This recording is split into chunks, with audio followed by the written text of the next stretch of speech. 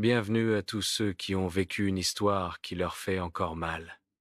Envoyez-la moi par email et nous la transformerons en film afin que vous puissiez vous libérer psychologiquement et partager votre histoire avec de nombreuses personnes.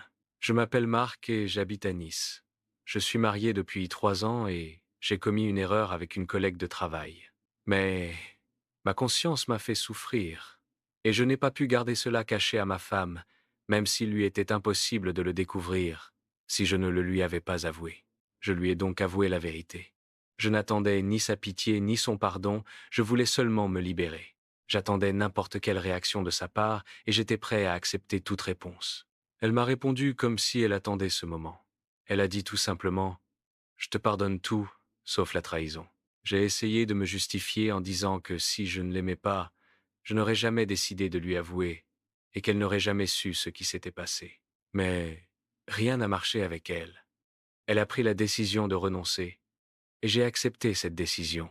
Mais je ne m'attendais pas à ce que je découvre une semaine seulement après le divorce quelque chose qui me fait encore souffrir jusqu'à aujourd'hui.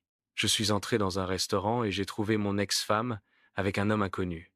Lorsqu'elle m'a vu, elle s'est enfuie comme si elle avait vu un monstre. Je me suis précipité vers la table comme si elle était encore ma femme. Oui, ne me blâmez pas. C'est une femme que j'ai aimée de tout mon cœur, même si elle est aujourd'hui mon ex-épouse. Et là, ce fut le choc, mes frères. Il m'a dit qu'il avait été en relation avec elle il y a 4 ans, c'est-à-dire avant mon mariage avec elle, et qu'elle était retournée vers lui il y a 6 mois. Donc, avant que je ne lui avoue ce que j'avais fait, je suis sorti du restaurant me méprisant moi-même, incapable de supporter la situation. Quand je vous ai dit que j'avais eu l'impression qu'elle attendait que cela arrive, je ne me trompais pas. Elle attendait qu'il se passe quelque chose, car elle était déjà avec son ancien compagnon.